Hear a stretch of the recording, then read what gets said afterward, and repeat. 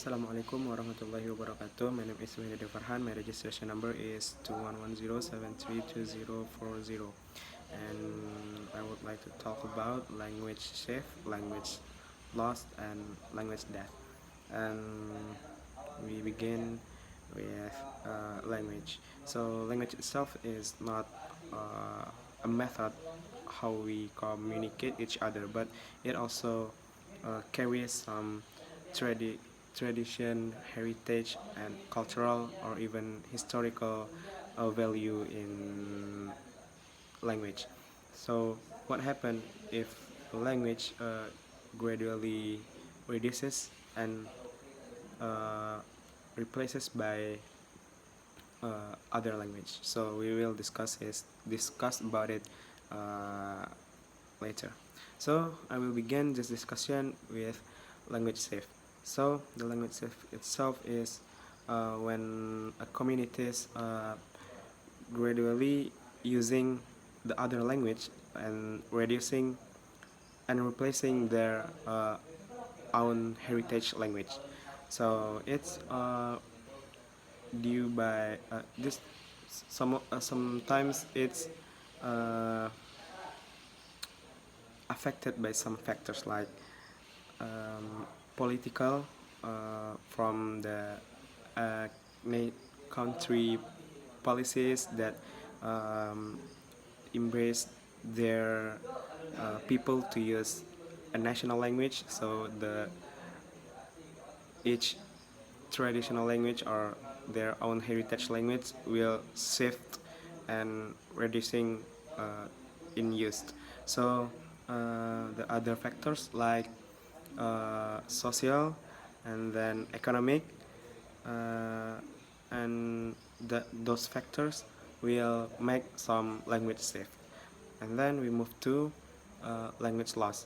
So in language loss, it's also a bit the same with language shift, but in language loss, um, the language itself is more uh, reducing, and the communities maybe forget their own language, and it's because fewer of their young generation use their own language. So it will make the a loss in language. Uh, then we move to the third terms, that is language death. So after the language shift, language loss, and in the end the language can be dead. So there's some there at least there are three types of language death. The first one is sudden death. It's like it's caused by maybe like genocide, war, and etc. There's some things like that that uh, we take some example like genocide. The genocide will kill or vanish the entire communities. So their own communities, which has a language, will have no practitioner. There is no native speaker if there is no there is none of the member of that communities. And then the second types is gradually deaf. So it's uh, maybe like what I have explained later before. Uh, there is a language shift, language loss, and gradually uh, the language can be deaf, can be dead. And the third one is bottom to top deaf. So it's like Latin language. There is no native speaker of the Latin, but it's still used in ceremonial or in ritual process. So the language deaf itself, it's there is when there is no one to use that language, so it could be considered as a deaf language. So, is there any effort or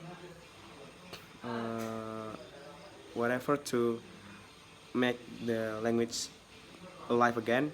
The answer is yes. So some communities, even the government, make some language policies to revitalize the language in whether the language in the danger or even the extinction in the phase of extinction. So the efforts, it's like uh, taught the children or the younger generation to use that language, and then uh, make some online backup, uh, and then working together with linguists to keep the language alive. And then uh, why does it important? But because a language, as I said before in the beginning, the language carries the value from communities. So within the traditional language or heritage language, it will contain some uh, word or expression that maybe could not found in other language. So in that uh, context, the language is more than a method to communicate each other. I think that all from me. Thank you for watching. Assalamualaikum warahmatullahi wabarakatuh.